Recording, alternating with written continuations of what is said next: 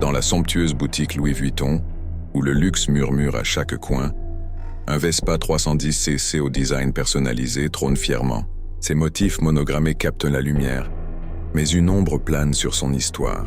On dit qu'il est maudit, chuchotent les employés. À la caisse, la nouvelle recrue de 22 ans, Chloé, lève les yeux au ciel. Avec son chignon blond impeccable et son uniforme ajusté, elle balaie ses superstitions d'un revers de main méprisant. Pour elle, ce ne sont que des histoires ridicules indignes d'un lieu si prestigieux. Les jours suivants, l'assurance de Chloé commence à se fissurer.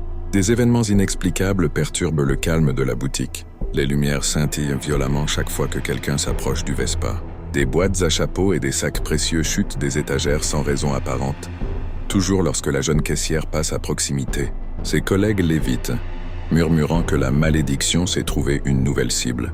Chloé refuse d'y croire, se persuadant que ce n'est qu'une série de coïncidences malheureuses, mais une angoisse glaciale s'installe en elle. Un soir, alors qu'elle s'occupe de la fermeture seule, son regard croise le rétroviseur chromé du scooter. L'espace d'une seconde, elle y aperçoit une silhouette sombre et déformée bouger juste derrière elle. Se retournant brusquement, elle ne trouve que le vide et le silence pesant de la boutique déserte.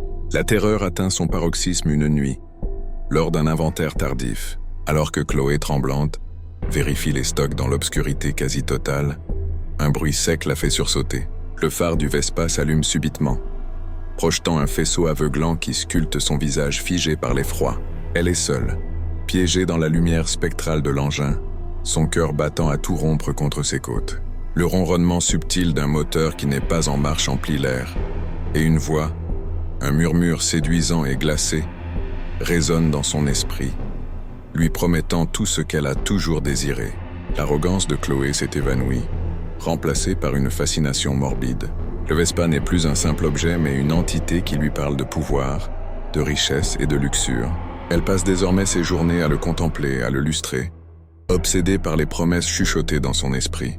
La boutique continue de briller, mais une nouvelle aura sombre et menaçante émane du scooter qui semble la regarder, attendant son heure. La malédiction n'était qu'un début.